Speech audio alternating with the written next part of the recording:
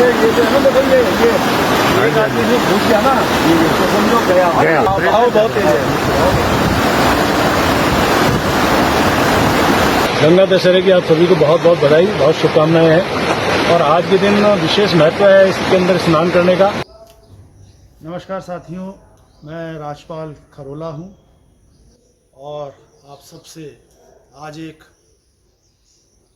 ज्वलंत मुद्दे के ऊपर बात करना चाहता हूं। कल गंगा दशहरा था। गंगा दशहरा जिस दिन माँ गंगा इस धरती पर अवतरित हुई थी, उस दिन मनाया जाता है। ख़ास तौर पर जो लोग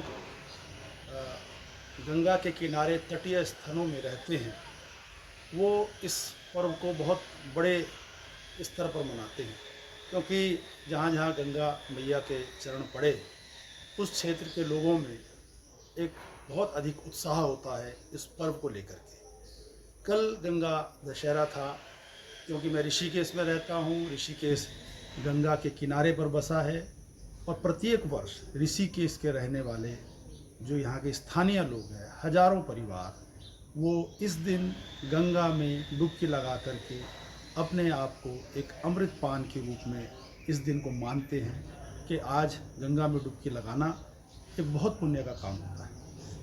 साथियों, क्योंकि 3 दिन तक लगातार बारिश होने के कारण गंगा का जलस्तर इतना अधिक बढ़ गया था कि शासन प्रशासन की ओर से ये गाइडलाइन तय की गई थी कि गंगा के नज़दीक रहने वाले कोई भी लोग गंगा के नज़दीक ना जाएं, नदी के नज़दीक ना जाएं, क्योंकि गंगा खतरे के निशान से ऊपर बह रही है। प्रदेश की सरकार ने रेड अलर्ट किया। गंगा के तटीय स्थलों के जो लोग झोपड़ बस्ती में रहते हैं, छोटे मोटे घरों में रहते हैं, उनको वहाँ से हटाया गया, क्योंकि बहुत सारे लगभग ऋषिकेश के नज़दीक 100 से ऊपर घर ऐसे थे जहाँ गंगा का पानी अंदर घरों तक चला गया।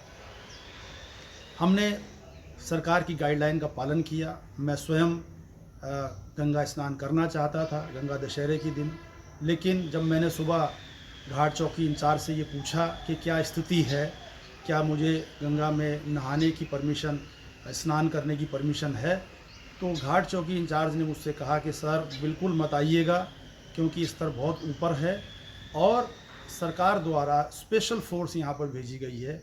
लगभग 3-4 थानों की पुलिस वहाँ पर थी, जो किसी को भी त्रिवेणी घाट के नज़दीक नहीं आने दे रही थी स्नान करने के लिए।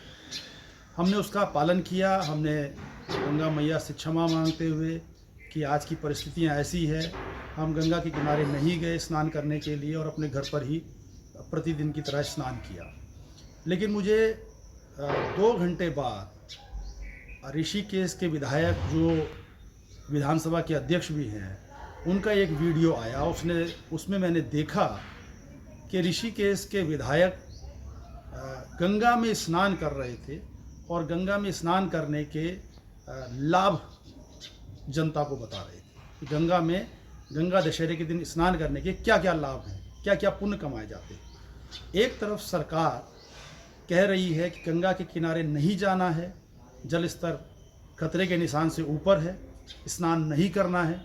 दूसरी तरफ प्रदेश सरकार के एक विधायक, जो कि विधानसभा के अध्यक्ष हैं और बहुत महत्वपूर्ण पद पर हैं, जिनके के लिए कह सकते हैं कि सरकार और वो एक दूसरे के पूरक हैं, वो स्वयं गंगा में स्नान कर रहे हैं और गंगा में स्नान करने के फ़ायदे बता रहे हैं। तो क्या संदेश देना चाहते हैं वो, कि क्या सिर्फ विधायक, विधानसभा के अध्यक्ष, सिर्फ अकेले वही वीआईपी हैं जो गंगा में ऐसे खतरे के निशान से ऊपर बहने के समय पर भी स्नान कर सकते हैं, या वो हिंदुस्तान के कोई चैंपियन है, जो तैराकी के चैंपियन है, जो स्नान करने में उनको डर नहीं लग रहा है?